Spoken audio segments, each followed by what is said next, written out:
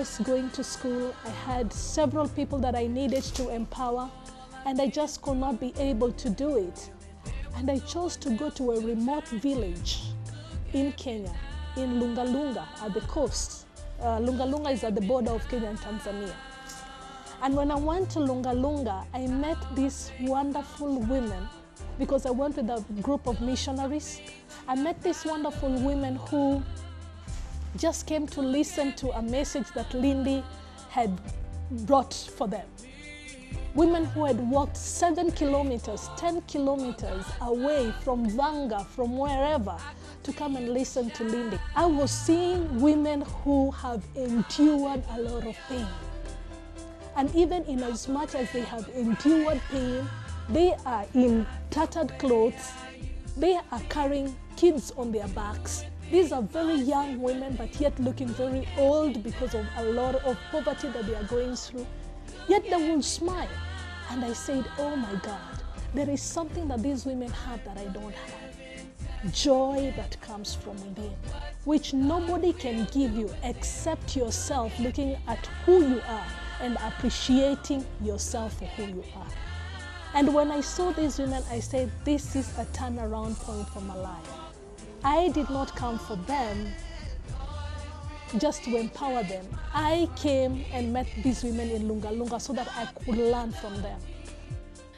Lindy took the pain she underwent as a young girl and used it to bring joy to other people she has met in her life. She doesn't want anyone else to go through what she went through, thus pours all her heart to women.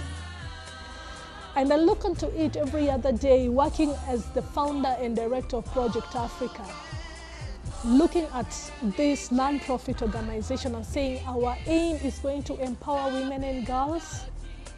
It's just been amazing.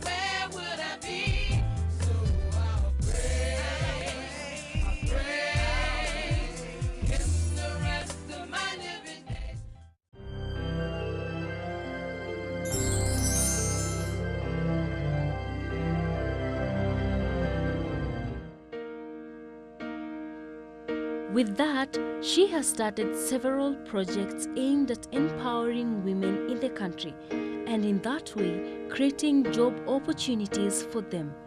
Designing these projects doesn't come from sheer knowledge but from an inspiration she gets from the women she meets around her. And one of my responsibilities is to design programs that we need to do. And some of the programs that we've been able to do, apart from literacy, helping the women to just be able to learn how to write their names and to learn how to read what a billboard says. And the women who came into, young women who came into this project are women who have been battered by their husbands, women who have been told nothing good is going to come out of them, women who got children when in their high school, so they are single mothers, women who are sick, others living with HIV. But then they are saying, that is not the end of our lives. We have much more to give to ourselves and to our children. And we will learn a new skill and get under those scars and repair them, and we will show that surely we have what it takes to turn around the economy of Kenya, to turn around the economy of our own households.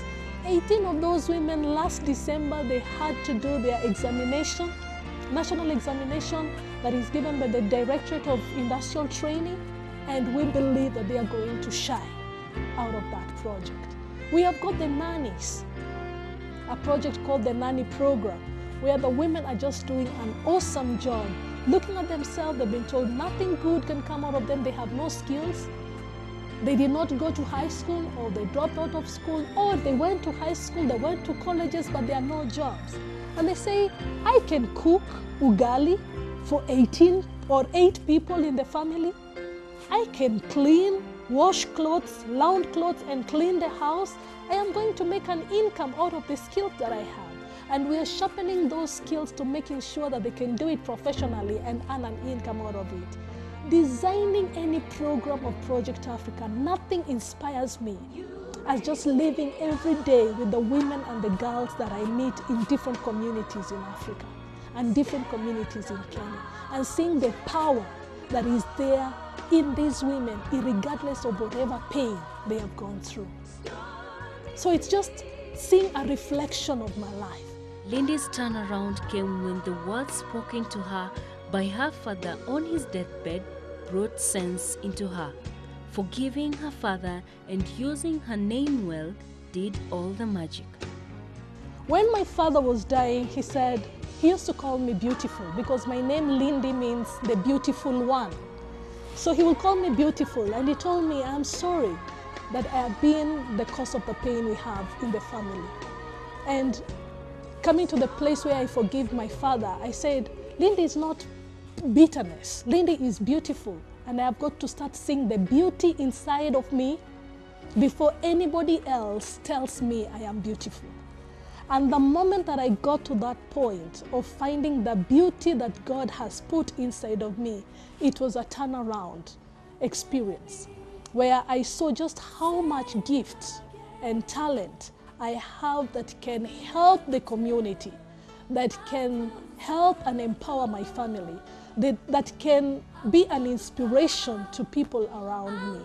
I am so glad I got to that point. Her mother and father having died of HIV, she decided not to let this dictate her life, and also not to be controlled by the consequences of HIV.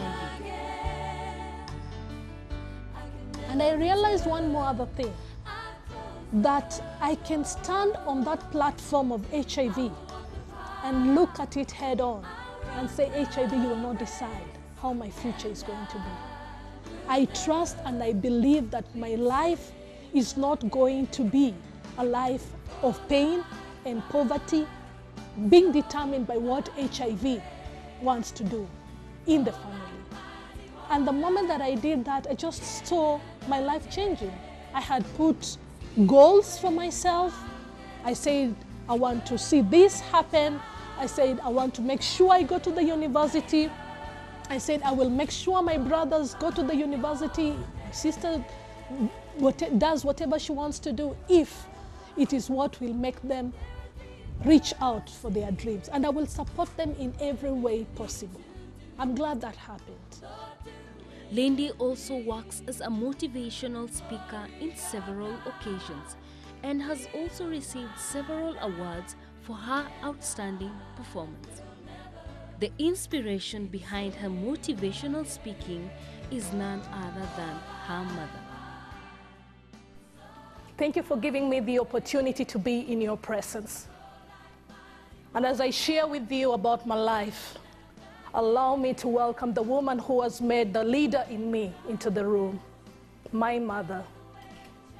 I imagine and I see that she was only but a seed, that she may go to the ground so that a big tree is going to grow up and have all these fruits and have a shade. And because of the fruits, the women that I'm reaching out to now and the girls I'm reaching out to is just the seed of my mother.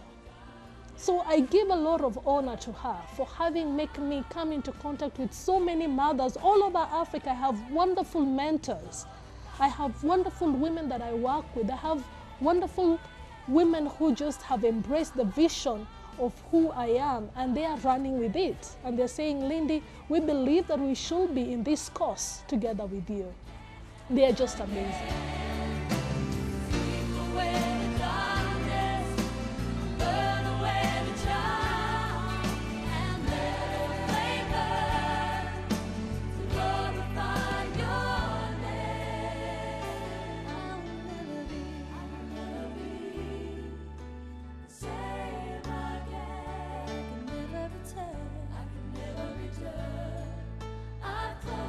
Anytime I tell the world about my story, it is because I want to show that each one of us can turn our pain into power.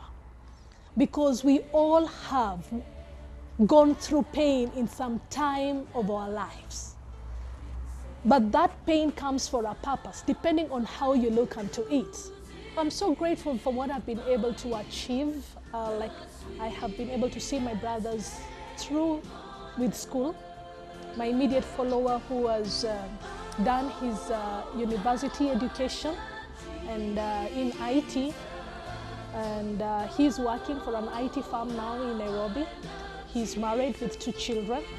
My sister is also working in Nairobi. She has 1 son. And I have my youngest brother who, it's not been easy for him, but we are doing whatever we can. We are encouraging him and loving him and supporting him in whatever way possible. And for myself, I've been able to now do my university education. I've done a bachelor degree in international relations and a master's in global political studies and another master's in communication for development. Lindy finally got married at the right time, and as much as she calls her workers by the name Mama, Lindy is now a mama too. Something that is proving to be so exciting in her life. This I did in Sweden. I am married and I have a son who is just the angel in my life. And my husband, I just love him very much for being a support for who I am. Lindy uses both her talent and her knowledge to create impact in the society, and this has proved to be of help and of inspiration to many women around the world. My word is, it's only women and women alone who can rebuild Africa with the help of the men in society. Jesus, because he first loved me, because he first loved me. Welcome to the Leading Ladies Show. This is the program that highlights and puts to the spotlight women who are making a difference in our Kenyan society. Women who are doing so much work at the grassroots, yet many a times we do not notice, or many a times we do not see the work that they are doing. This show is meant to bring to the fore such powerful leading ladies and to show them to the public, to make sure that we can be able to see visionary leadership from the women of Kenya. Today in the show, we are going to be speaking about politics and young women who are aspiring to run for office in the 2012 general elections. In the studio with me is Julie Waweru, who is a youth representative in Kiambu County, and she will be running for that post of a youth representative in the general election. And welcome to the show, Julie. And joining Julie to the studio today is Helen Magudha, who is chairperson of the Madaraka People's Movement. I am your presenter, Lindy Wafula. Thank you and welcome to the show. So to start us off, I will just ask Helen, is the Kenyan public really ready for feminine leadership as far as politics and policy making is concerned?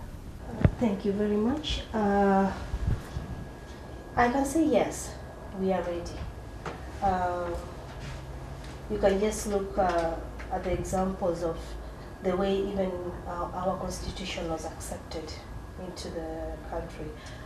You realize that we are getting more informed as the day goes. We are no longer waiting for somebody to come and tell us that this is what is going on.